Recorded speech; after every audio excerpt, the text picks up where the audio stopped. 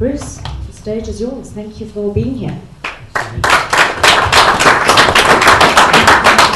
Well, guys, thanks very much for having me. I understand it is a Saturday in Cape Town and you guys have been working, and so this is your day off, so well done on taking time to come and get educated. As Susie said, please put your phones on silent. Look, if you're a doctor on call, that would make sense. If you're not, just turn your phone off. That would be much easier for 45 minutes. And then we could have some really good time together. I am a father of 3 boys. I'm also a retired stay-at-home father. I travel around educating guys on blockchain. And so I'm going to just talk around blockchain today, because that's what Bitcoin is based on. And once you understand blockchain, and you understand how Bitcoin fits into the industry of blockchain, hopefully you'll be able to go home and make some pretty big life-changing decisions. I made my life-changing decision on the 10th of February.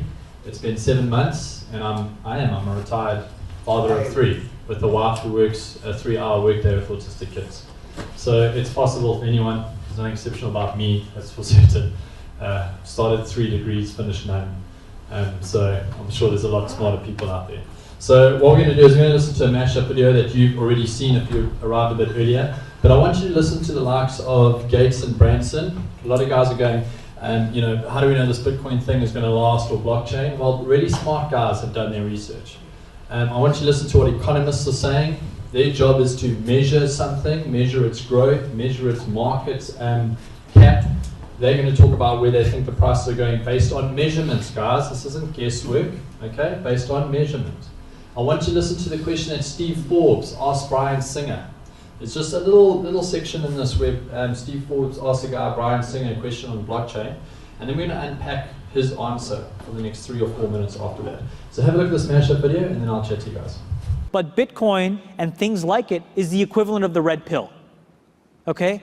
We are entering a completely world of uncharted water right now. Have you made any investments in Bitcoin? So I mean, I personally own Bitcoin in my hedge fund, I own Bitcoin in my fund, I own Bitcoin in my private account. It is a huge deal. It's a huge, huge, huge deal. Because what you're talking about right now is, for the next 3 to 5 years, an unbelievably better store value. It is gold 2.0. Lena, you and I have decided that it's worth $1,300 an ounce. Well, guess what? I can do the same thing with Bitcoin, except now I could do it outside the purview of every single government. I think this is a currency that's really going to work eventually. Well, I think it is working, and there will be other currencies like it that may be even better. But in the meantime, there's a big industry around Bitcoin, and you know, people have made fortunes out of Bitcoin. Bitcoin, there is no Bitcoin company, there is no Bitcoin building, there's not even a Bitcoin server anywhere that you could shut down. It is completely distributed. That's what's unique about Bitcoin. It is, for the first time, a way for the two of us to exchange value online without a third-party intermediary. Until the invention of Bitcoin, for you and me to exchange money online, we had to employ a third party, like PayPal, like Visa, like MasterCard, right? And we live in the 21st century. If we want to have a video call to China, we can do that for free. But to send a couple $100, which is essentially just ones and zeros being moved around, costs 5% plus takes over a day. Bitcoin is exciting because it shows how cheap it can be. Bitcoin is better than currency in that you don't have to be physically in the same place. And of course, for large transactions, currency can get pretty inconvenient. You'll see Bitcoin trading at 1,000, 2,000, 5,000, 10,000. Rick Falkvinia does an excellent analysis. He predicts that Bitcoin will capture between 1 and 10% of the global Forex market, which implies a price of between $100,000 to $1 million per Bitcoin. Most of the people who are on the sidelines not buying Bitcoin today will start to buy Bitcoin when it gets over 1,000. And then a greater percentage of people will definitely plow into Bitcoin when it starts to get over 10,000. It's still predicting Bitcoin, $10,000 per Bitcoin in 3 years. I'm Evelyn Risley, technology reporter for the Wall Street Journal. Here today with Wences Casares. He is the CEO of Zappo, which is a Bitcoin wallet and Bitcoin vault. I think we're going to see ups and downs like with any other emerging technology, but I think Bitcoin is here to stay. So let's make a bold call here. In 10 years, what do you think Bitcoin will be worth? One Bitcoin? Between $500,000 and $1 million. A lot of people are just seeing the charts and thinking, how high will it go? What I'm doing is counting backwards. I mean, this is a transactional this is a transactional currency and it is a store of value. As such, it is a product and a service competing on a very tangible market for stores of value and for transactional currencies. So what is the size of that market? Right.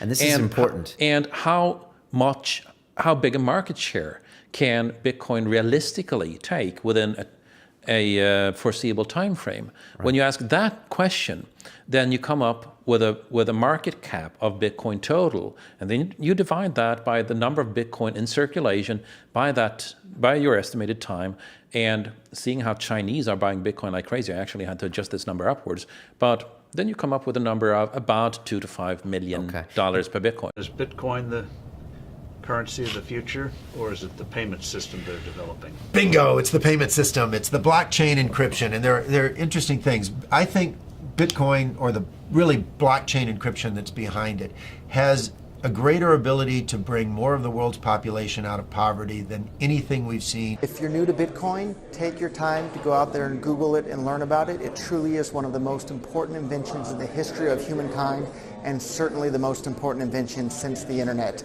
Go out there, make a Bitcoin wallet, get involved, start using it, learn about all the positive ways in which this is going to improve the lives of every single person on the planet. Get involved, do it today. It's going to help everybody. Thank you. So Steve Forbes asked the question, he says, is it the currency of the future or is it the payment system of the future? And then Brian Singer says, bingo, it's blockchain. Let me just tell you what blockchain is. Up until now, the internet has worked on a duplication process. That's called a double ledger entry system. That means when I send you an email, you've got the email, right? But so do I, sitting in my sent items. In fact, any piece of information that moves on the internet is actually just a duplication of the original. To the point that if I worked in a company and I sent out a corporate email to the rest of the company, say you're 200 employees, potentially I've got to duplicate information onto 10 to 20 different servers. Servers are designed to store information. Facebook just celebrated the fact that they've launched their 10th tech center. That's a fancy way of saying a warehouse full of servers. You see, the internet is duplicating information and it needs to be stored somewhere. It's a massive photocopy machine. What blockchain allows is for you to actually send information from one place to another. I'm talking about the time before the internet. I'm talking about when we used to write letters to each other, put in an envelope, post it. Would I have the letter if I posted it to you? No, only you would. We can now do that on the internet through blockchain. Well, what does that mean for contracts? Well, it means that there will only ever be one legal contract and therefore no billable hours in court of law to decide whose contract is correct. We're talking about conveyancing. We're talking about smart contracting. We're talking about patents and programming. That's all going onto blockchain. Bitcoin is a byproduct of blockchain. You see, the guys looked at something that was no longer a double ledger entry system, i.e. how the banks do it currently, and they looked at a single ledger entry system. And they went, we should turn this into a currency. This is the evolution of money. It's not the first time we've done this. 6,000 years ago, we were in a bartering system. 3,000 years ago, the first conversation happened where someone walked up to someone who owned 900 kgs of beef and said, these tiny circle things in my hand are worth that. Got our heads around it. We did the same thing in the 17th century. Actually, those little pieces of gold and silver and bronze, well, actually, this piece of paper now represents. Got our heads around that too. In the 1950s, the first Diner Club card was used. Since then, we've had checkbooks, we've had online banking, cell phone banking, banking apps, and now you can walk into a flea market, take a photo of a barcode, and purchase that lovely Mortat that you love so much. Snap, scan, and zap. It's the evolution of money. It's happening quicker and quicker. Bitcoin is just one more evolution of that. In January 2009, the first Bitcoin was mined. And I'm going to unpack what mining means in a moment. Don't get caught on that term. Bitcoin is referred to as digital gold, which isn't really fair because it's currently priced about 4 times more than the value of gold. But the reason why guys compare it to gold is it's finite in the number of Bitcoin. You see, God only put so much gold in the earth, and once we've mined it out, that's it, it's mined out. We can't go fabricate more gold. Bitcoin's the same. There will only ever be 21 million Bitcoin. The last Bitcoin will be mined or produced in the year 2140, 122 years from now. So we know the number of Bitcoin. We know it's finite. That means that its price is dictated by supply and demand. Just like gold, just like coastal property.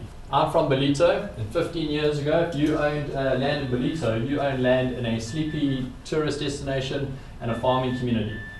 Wasn't that expensive? Well, now, if you go buy 700 square meters of land, you're going to pay $1.5 million or more. It's coastal property. It's in high demand. And if you're one of the global warming pundits, it'll be in higher demand as we get less and less coastal property. The second interesting thing about Bitcoin is that there's a controlled rate of release. Right now, 12.5 Bitcoin are released every 10 minutes. We know that for a fact. In the year 2020, that'll halve down to 6.25 Bitcoin released every 10 minutes. Previously, it used to be 25 Bitcoin released every 10 minutes. Previously, that was 50 Bitcoin released every 10 minutes. You see, hard-coded into the protocol is a release rate. So at no stage can we flood the market and change the pricing with Bitcoin. We know the number, we know the release. And therefore, the only thing that can actually sustainably grow the price of Bitcoin is how readily it's adopted and used. You'll recognize these faces. Bill Gates over here looked at the blockchain protocol for Bitcoin and got his guys to try and break it. He said, can it really do what it says it can do, and is it possible to stop it from doing that?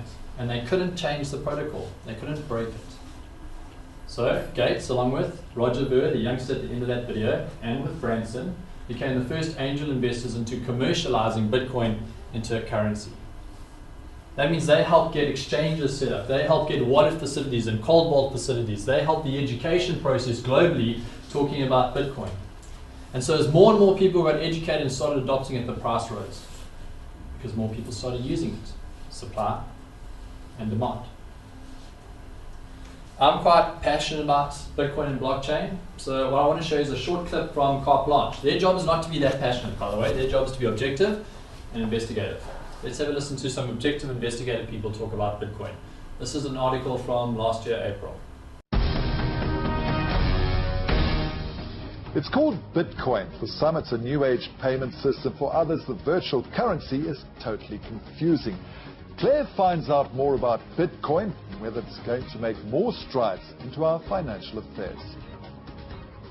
A defining aspect of civilization was the creation of currency, whether it be shells, spices, gold or paper.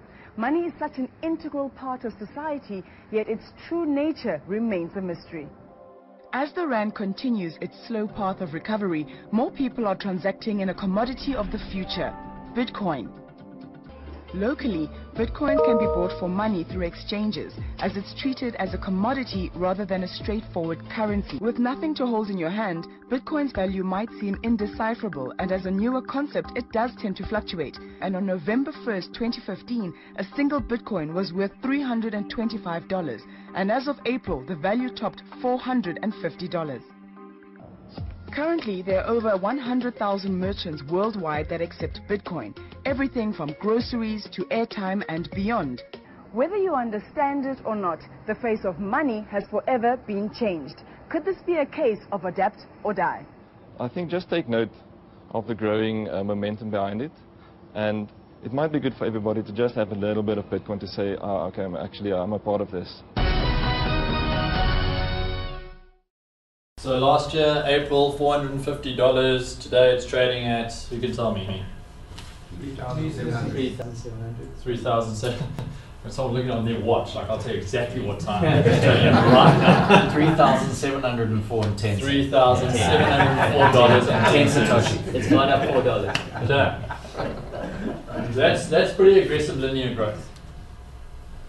What we've got is something that doesn't behave like a fiat currency. What is a fiat currency? Back in the 1950s, the globe's coming out of World War II and it is bankrupt.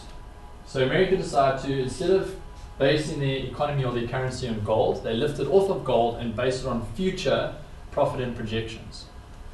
So they go to the National Reserve and say, listen, what we're going to do is we're going to pay you back based on how many industries we're going to launch and start, but you need to lend us the money to do that because our economy is rubbish.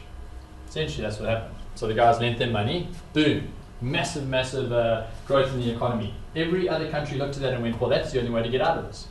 And so they did that. They took their currencies off of a gold reserve and floated it on future profits and projections. South Africa only did it in 93, 94. Just by the way, the rand is not backed by gold, in case you thought it was. No longer, guys. So, fiat currency.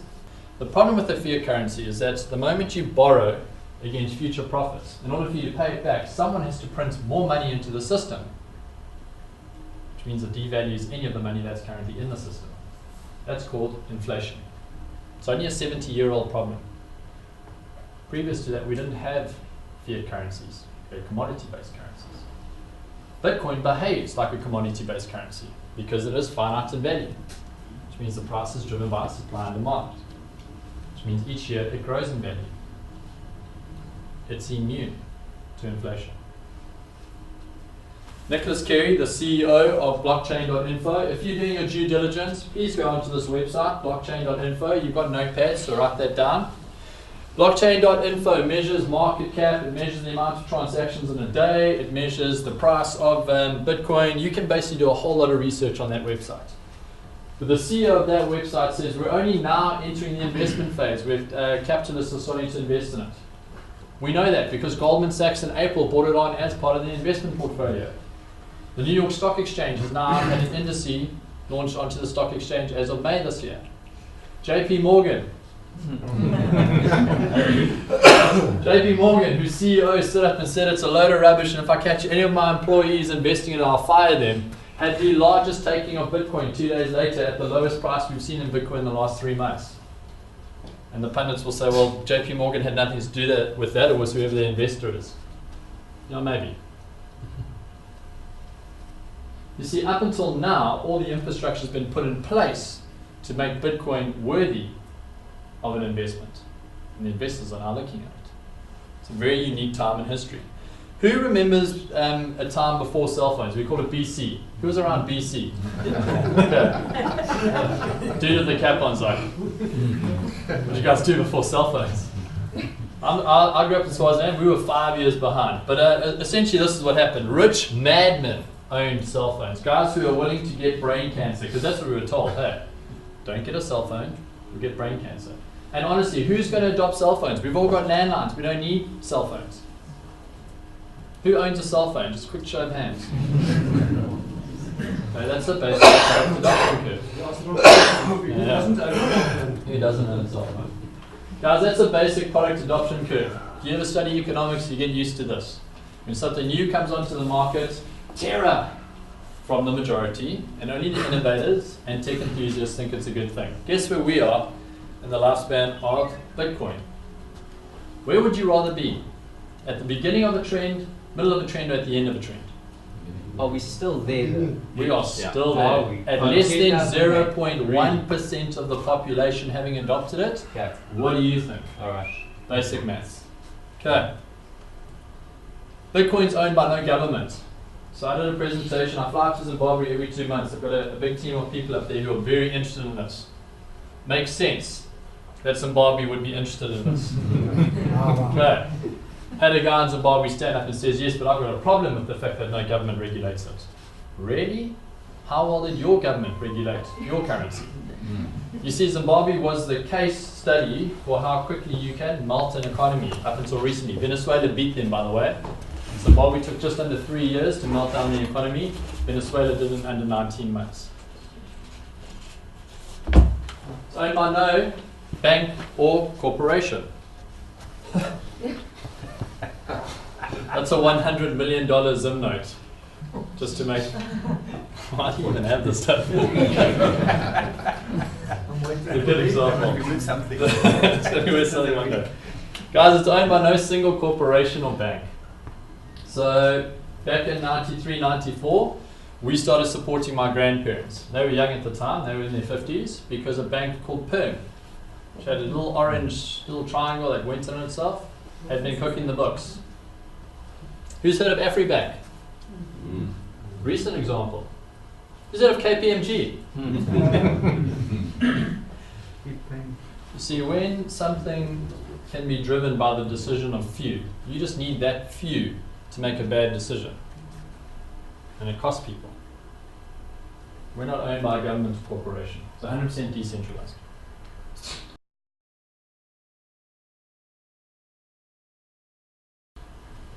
Now, there aren't 3 ways to get Bitcoins. It's quite simple to get Bitcoin. Go into a Bitcoin exchange. We've got 2 great ones in South Africa, Luno, L-U-N-O, and something called Altcoin Trader. I like to use local exchanges because even though the industry is deemed unregulated, which is not, and I'll unpack that in a moment, I like to know that I'm moving money through a local company that is registered under our local laws, which means if something goes wrong, there is local recourse. That's just me. Low risk profile, Bruce. Okay, but if you want to make Bitcoin make money for you, there's only 3 ways to do it. 1, you buy Bitcoin and you hold on to it. Long-term strategy. The same way that you would develop a gold portfolio or property portfolio, you can develop a Bitcoin portfolio. And you'll get great linear growth, by the way. At $450 April last year to where we are now, good linear growth. The problem with this strategy is the moment you start converting it back to fiat, you're back in the currency that is not immune to inflation. And if you start spending it, if you want to get back into it, it'll be at whatever the high prices are. Okay, so the other way to look at it is to trade it. Buy low, sell high, buy low, sell high. Or if you, from a forex trading background, you can profit in both directions. Now, I had 6 years in forex trading. We would get excited if something moved anything between 1 and 2% in a day. We'd get excited and terrified, okay, depending on which way you were obviously trading. This will move 15 to 20% in a day. Its technical analysis is only 7 years old. Who of you here are going to profit from that strategy? Just a quick show of hands. Great. So you've obviously been trading for a long time. No, I Okay. haven't. Then put your hand down. You're not going to profit from Bitcoin. Okay. I'm not. Not unless you have someone who is exceptional at trading Bitcoin. The analysis is going to kill you, and it's not driven by normal fundamentals. Normal forex is driven by economic and governmental fundamentals. This is driven by a guy called JP Morgan who stands up. Or China deciding to put ICOs on ban. Or any plethora of reasons that someone might stand up and brain fart, and you didn't know it was coming. Okay. This is hard. You can make great profits. You can also liquidate your account in a day. Okay, but go for it. Let us know in a month's time. Okay, there are guys making good money. I don't touch this. I wouldn't trade it. Okay, you can. Okay, the other way. Yeah. Sorry, just to have one more question there, but my intention is to go across as many strategies as possible. Brilliant. We're going to unpack some of this in Q&A later, Okay, cool. but I'll be keen to hear it, yeah. The other way, which is a bit more sustainable and far, far less risky, is called mining. And we're going to unpack mining now, because that's the space that I'm passionate about. I've seen incredible growth in this space, and I understand that there is a blockchain value in mining. So I want you guys to have a listen to this, and then we'll unpack it a bit further. So what is Bitcoin? Bitcoin is a revolutionary technology that enables a new way to send payments over the internet. You can think of it as an open accounting system where thousands of computers all over the world work together to track ownership of digital tokens called bitcoins. When you send someone bitcoins, the transaction is broadcast to the entire network. After it's verified, it's recorded in a public ledger called the blockchain. The blockchain contains a record of every Bitcoin transaction that has occurred since the system began, and it's shared and maintained on the network, so everyone keeps the books, so to speak. Most currencies are issued by a central authority that controls the money supply. Bitcoin is a peer-to-peer system, so there is no central authority. Instead, Bitcoins are issued to users who help process transactions in the network. This is known as Bitcoin mining. Bitcoin miners are specialized computers that do the work required to verify and record transactions in the blockchain. As a reward for their work, the miners earn Bitcoins, and this is how new Bitcoins are released into circulation. The system is programmed so that only 21 million Bitcoins will ever exist, and as time goes by, the mining reward decreases. The result is a predictable supply that's governed by scarcity, making Bitcoin somewhat like a digital gold. It's the first currency of the internet, and everyone is free to use it. With Bitcoin, you can send any amount of money to anyone, anywhere in the world, as easily as sending an email. So let me tell you about John and Jane. John lives in South Africa. Jane lives in the UK. John is happily married, and every year he buys his wife designer handbags. That's her thing. That's the thing that makes her really happy. So John goes online, finds Jane's shop. She happens to own a handbag emporium. Finds a designer handbag, enters his credit card details, pays for it. Who verified that transaction? Everyone goes with the bank. The banks, surely, John's bank and Jane's bank. John's bank would have had a digital ledger entry. Jane's bank would have had a digital ledger entry. Did money actually move? Okay, so let's just quickly just make sure that we all understand this. There is only between 10 and 15% of printed currency in the world. Okay, the other 80 to 85% is digital currency. It doesn't exist, it just moves. So we've been in the age of digital currency since banks went online. Is that currency debt that you're talking about? It's currency. Okay. Banks will deem it differently depending on how much debt they have. But there is not more than between 10 and 50% of actual paper money. Double ledger entry system, which means both banks get to charge a fee.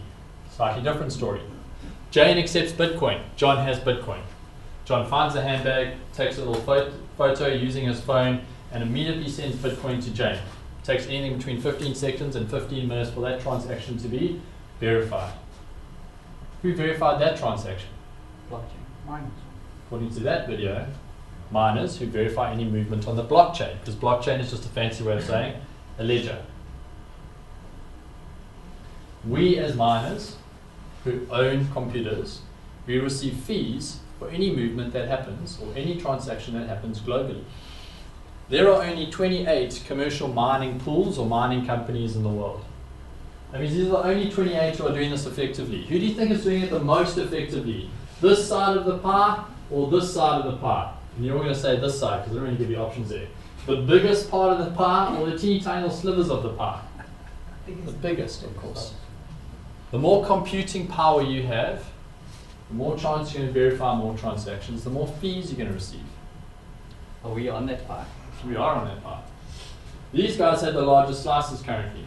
They essentially have captured 15% of the market, 15, 12% of the market globally.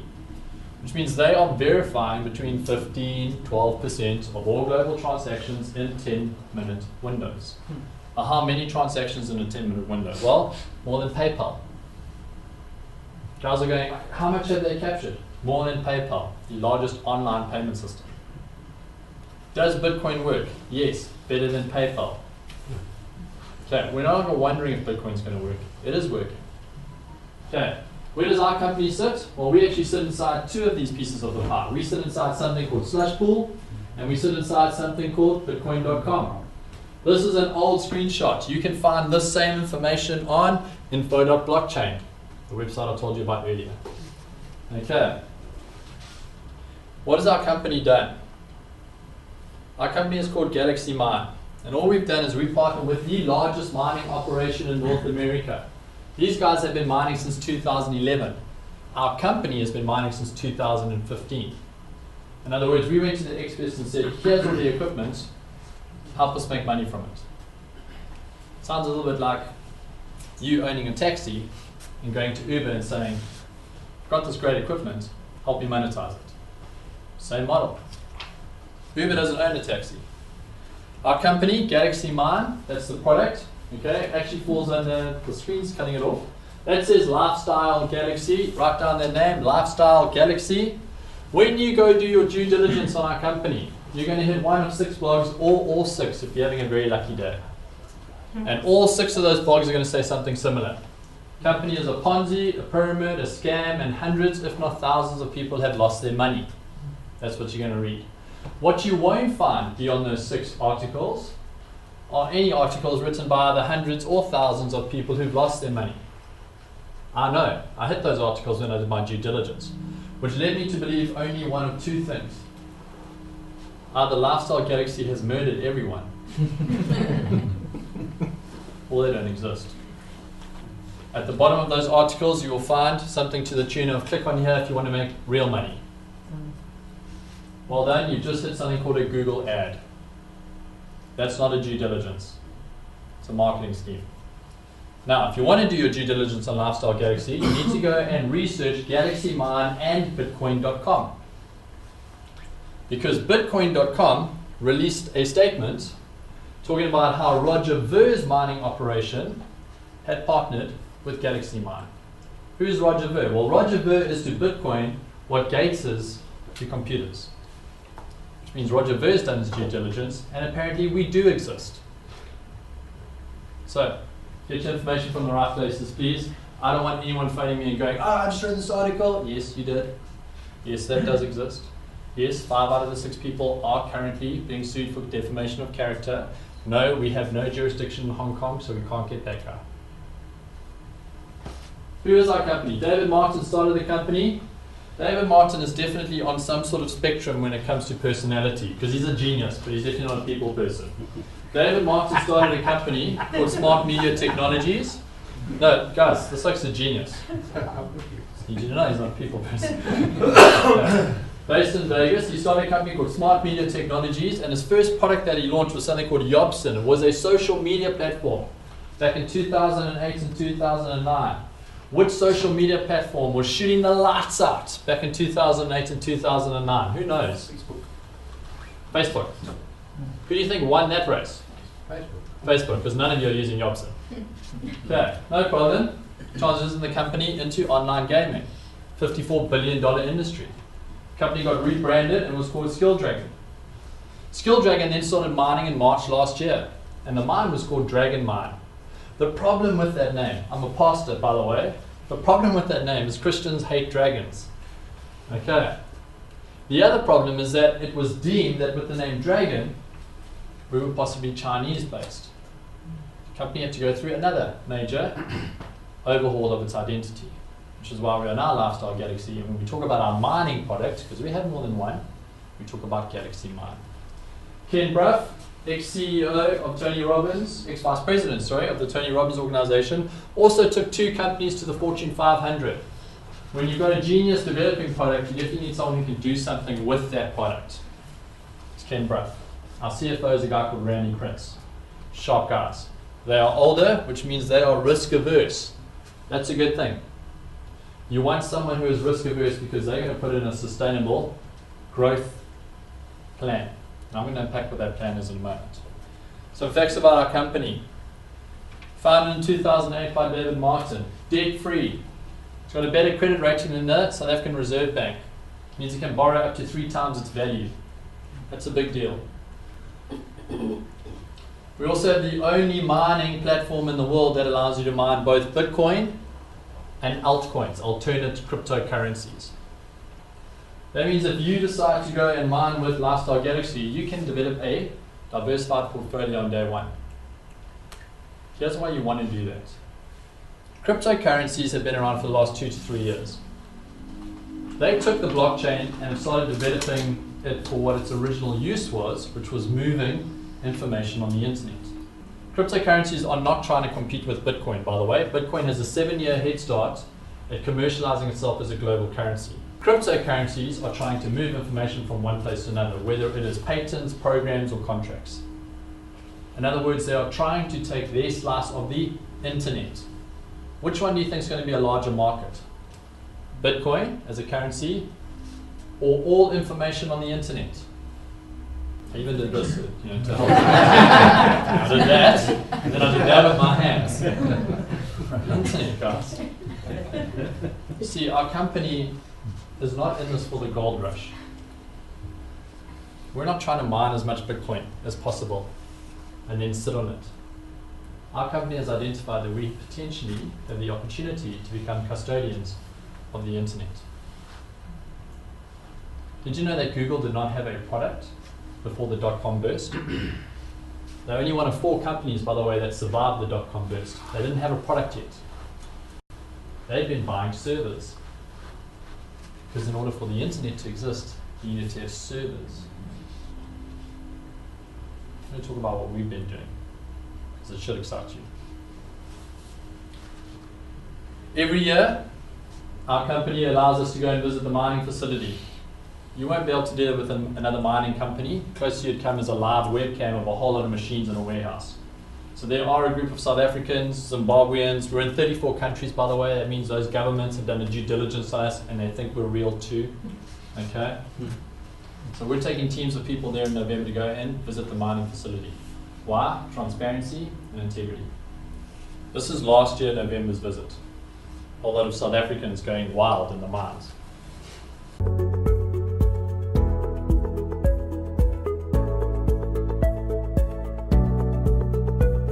I'm very privileged and excited to be staying outside one of our mining facilities.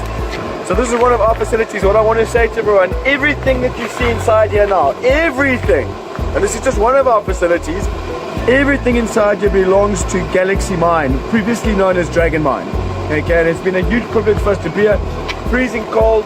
So what I'm going to do is quickly take you inside and show you some stuff. It's going to be very loud inside. Over here you can see some of the cooling systems, the fans that suck the air in to keep it cool.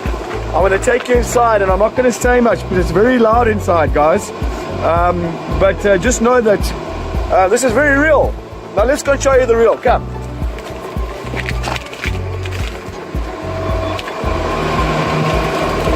So if you're looking over here,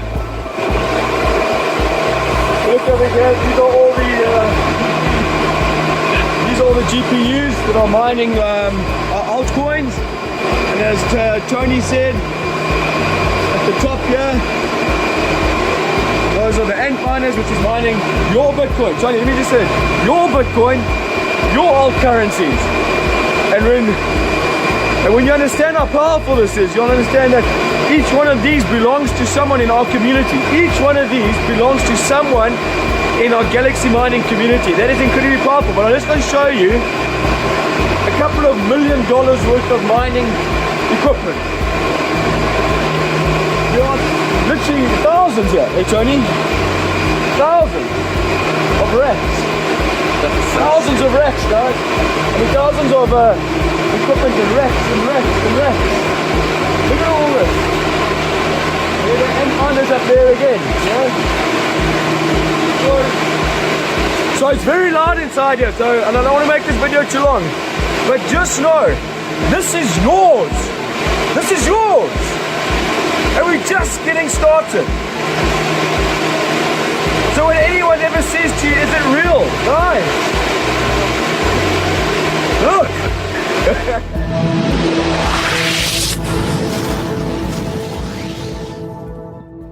Let me tell you why we mine Bitcoin and we don't trade it.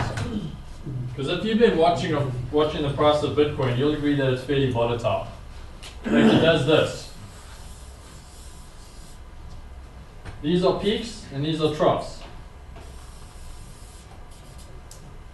Now, anything that happens between the green line and the blue line essentially is dictated by market movers.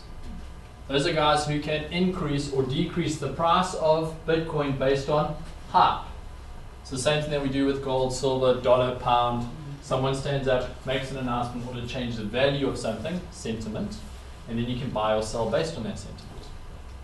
As miners, when the price is up here at its highest, a whole lot of small mining operations start mining Bitcoin, and they push the difficulty of Bitcoin up. And actually we mine less Bitcoin, but we're mining less Bitcoin at a high value.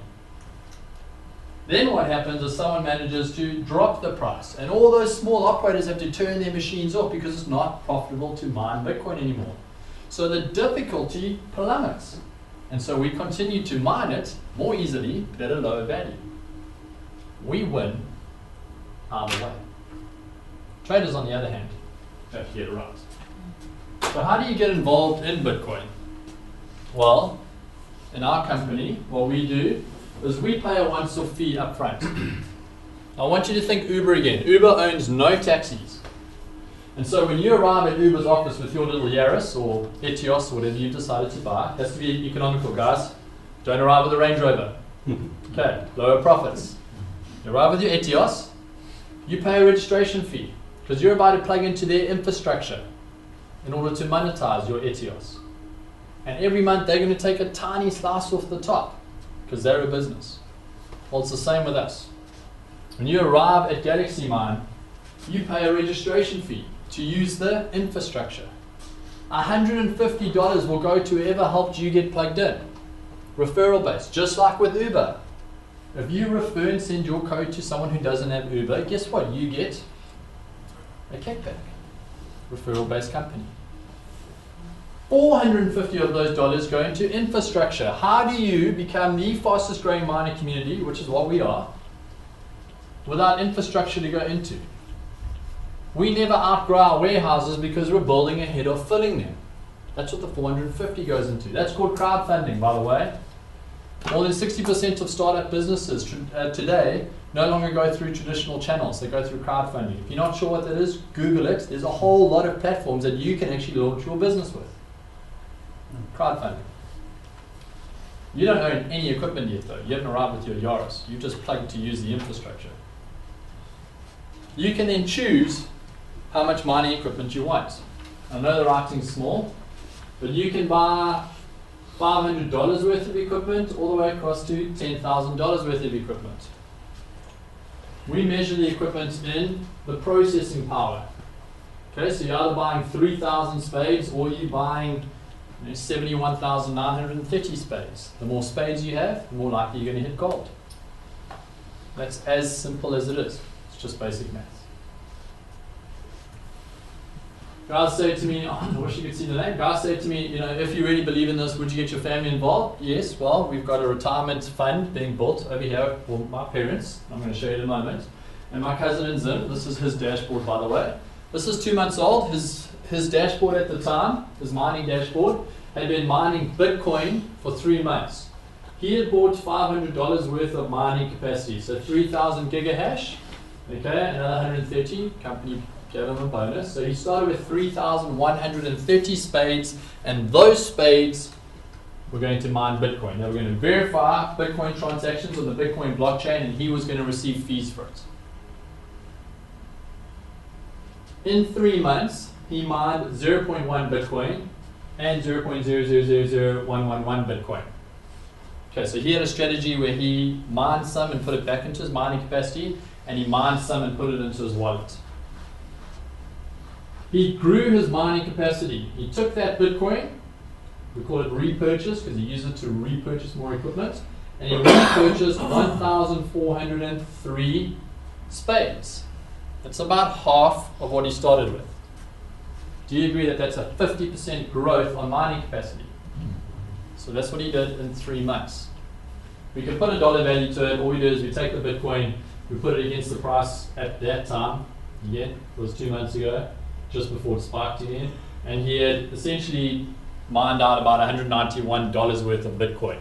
Remember, it cost him $500. He mined out 191.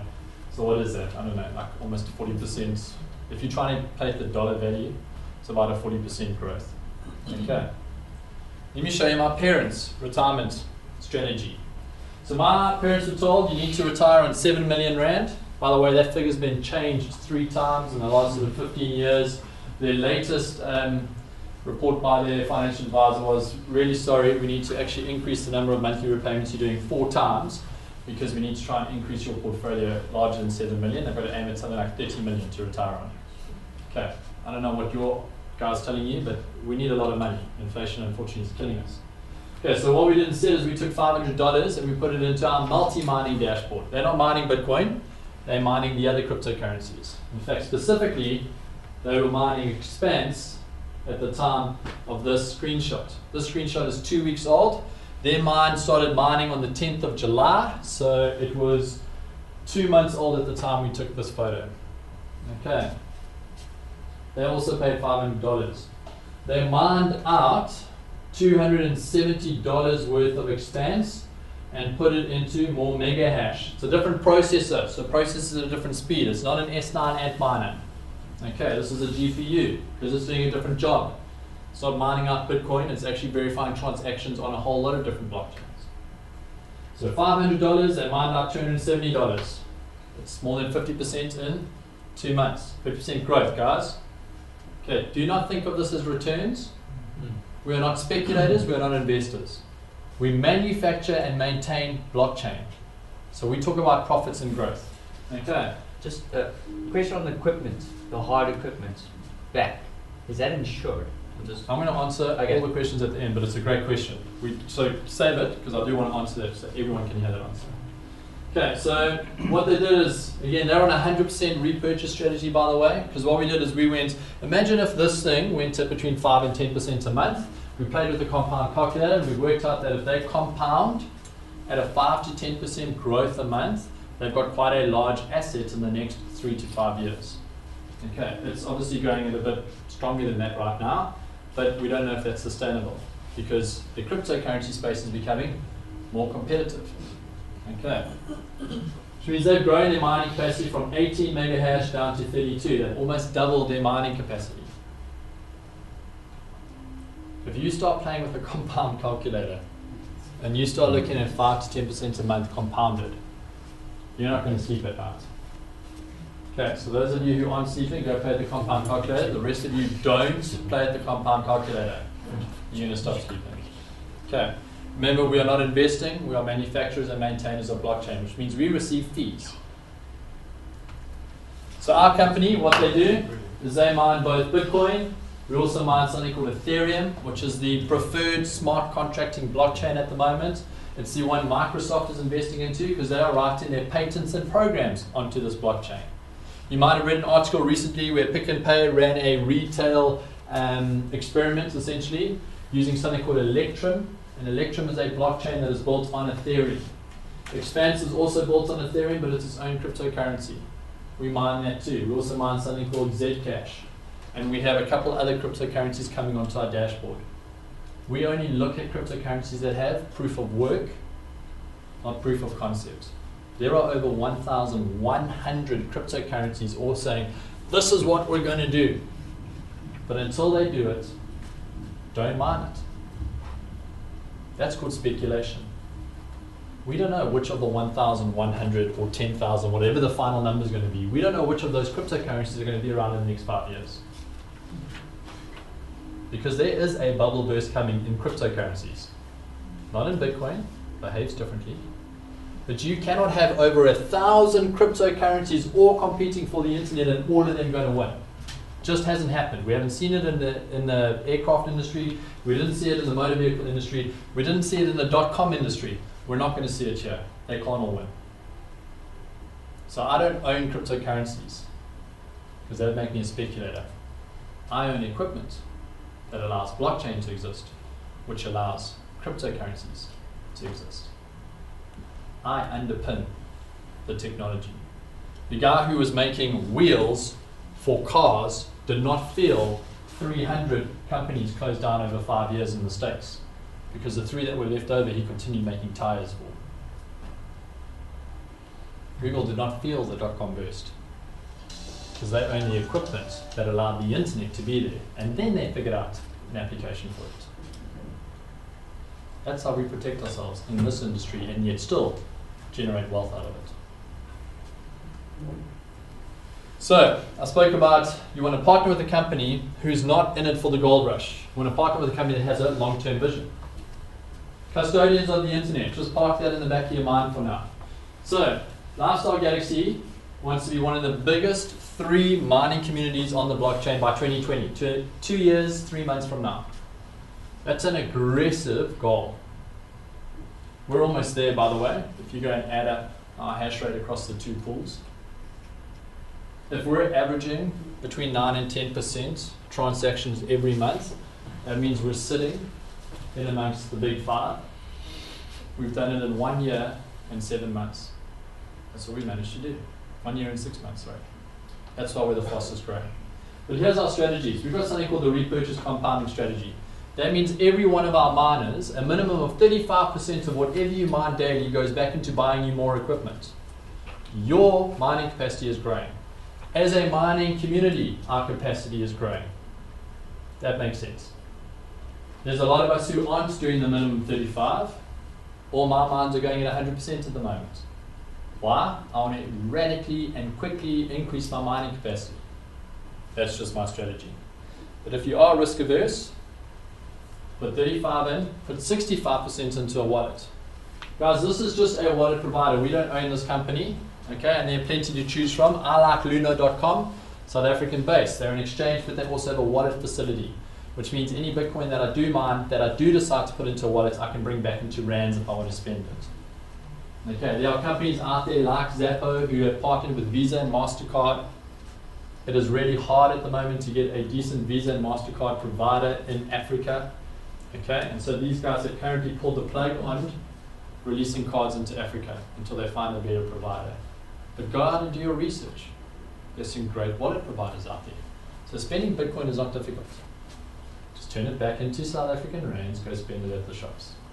Or find someone who actually accepts Bitcoin, in which case you can just pay directly out of your wallet. That part's been solved. Everyone stresses, yeah, what do I do with it? Turn it into rands and spend it. Or if you travel to the UK, turn it into pounds when you're there and spend it. No? It's your money. Do what you want with it. So the repurchase compounding strategy ensures growth, both personally, for me, but corporately, which means we will keep becoming the fastest growing mining community. Second strategy, get a whole lot of people to do the same thing. Okay, there's no dark science here, dark arts or magic. Get more people to do strategy one. It's called growing the mining community. You're here because a whole lot of people said, hey, do you want to come and mine with us? Now, 80% of the guys who join our company just mine. Okay, we've got doctors and architects and builders and teachers and people who are passionate about what they do, and they just want a mining asset.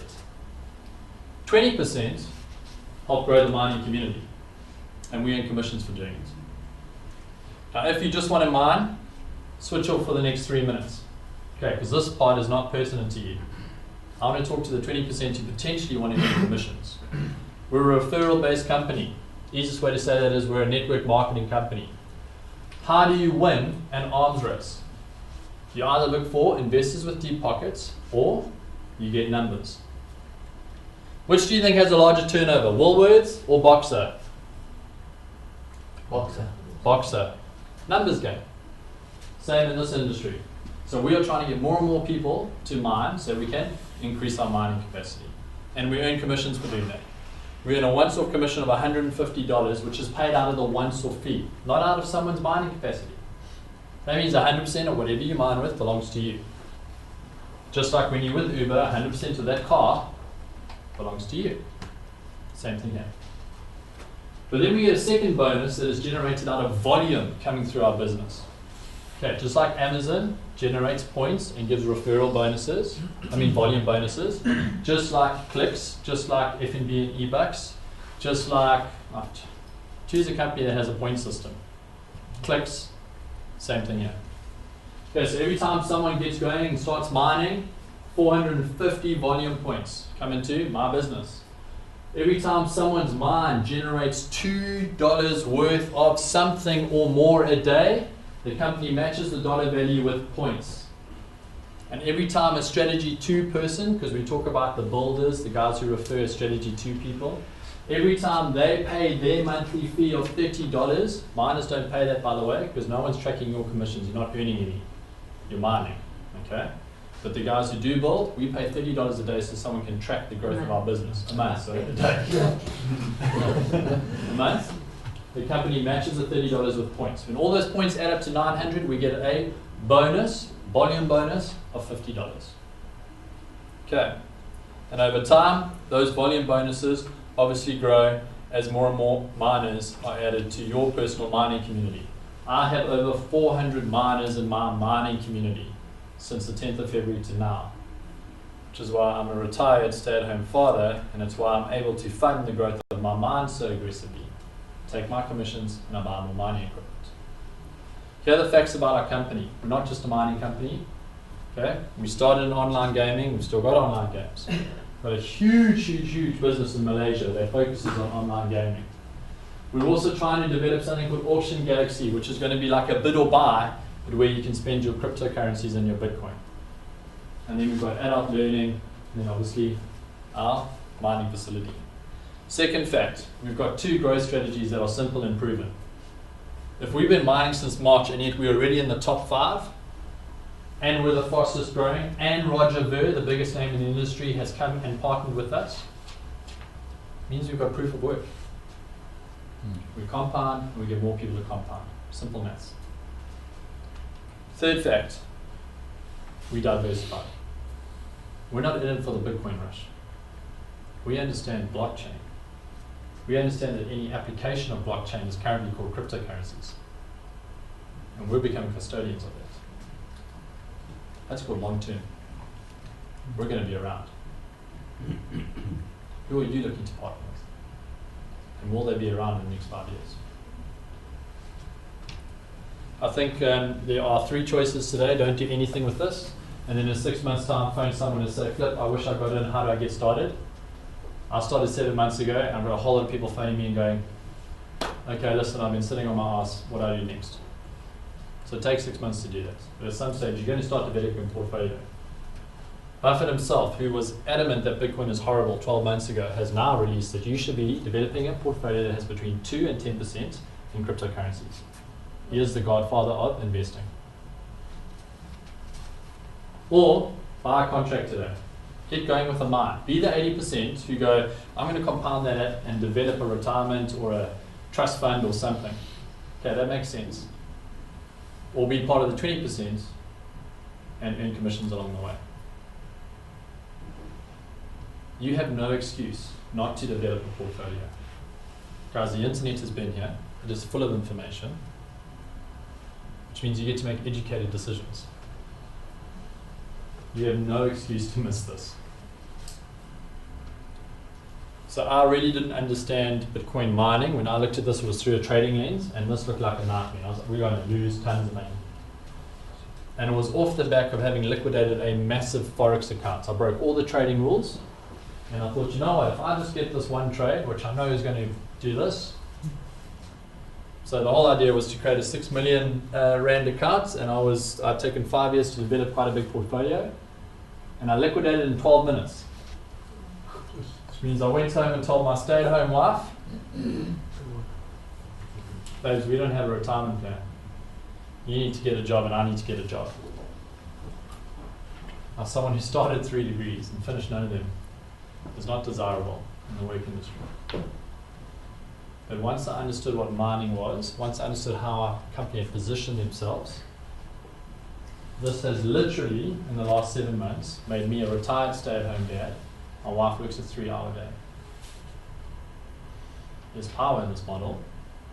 You might want to look at it. I want to open the floor up for 5 minutes for Q&A. Not much longer than that, because I am very cognizant that we said we'd go from 9 until